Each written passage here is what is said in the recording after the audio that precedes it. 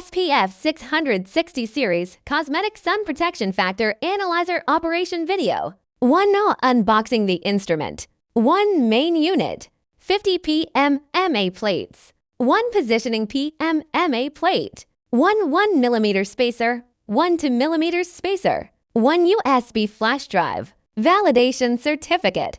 User manual. 1 power cord. 1 charger. 1 USB 2.0 data cable. 2 power on and off. Connect to power supply. Press the power button to turn on the device. Press it again to turn it off. 3. Adjusting the light source port height. Before calibration, the distance of the light source port must first be adjusted. First, place a sample plate on the test port. Then place the 2mm acrylic plate on top of the sample plate. The right side of the instrument is for coarse adjustment. The left side is for fine adjustment.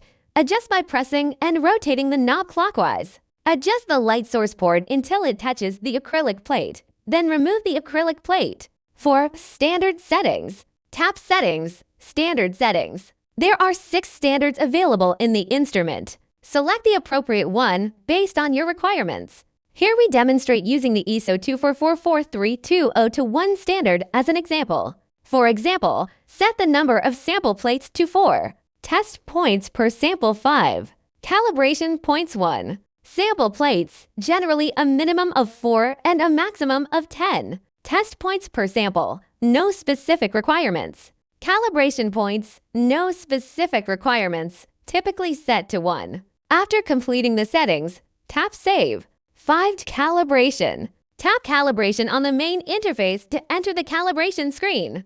Place the blank test plate on the instrument's test port. Note, when placing the blank sample plate, the frosted side should face up, not the glossy side. Then push the slide rail towards the light source port. This adjacent piece is the positioning plate. There are 9 points corresponding to the orientations of different test plates under the test port. This corresponds to the center point of the test port. Tap Start Cal to complete the instrument calibration. 6. Measurement. Tap Measure on the main interface to enter the measurement screen. Tori the sample plate. Load the screen product into the syringe. Evenly dot the sample onto the sample plate. Only 0.32 grams of the sample is required. First, moisten your fingers with the sample. Then use the pads of your fingers to spread the sample evenly across the sample plate. The application time should be controlled to around 1 minute. After applying evenly to the 4 sample plates, place them in a dark environment for 15 minutes. Place the first sample plate on the test port. The handle can be used to adjust its position. Perform measurements at 5 points. The second, third, and fourth samples are measured in the same manner. Tap Post-Steer. Perform post-irradiation testing on the samples after they have been exposed to sunlight or an aging chamber for 15 minutes. The desired SPF value and simulator irradiance can be set according to requirements. For example, set the SPF to 50. Set the simulator irradiance to 100.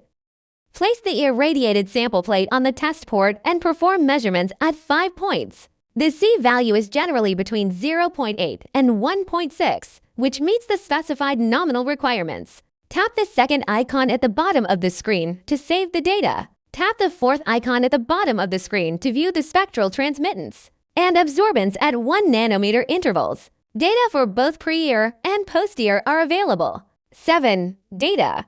Tap Data Review on the main interface to view the saved data. Tap the View icon to inspect the sample data. 8. Connecting to a computer.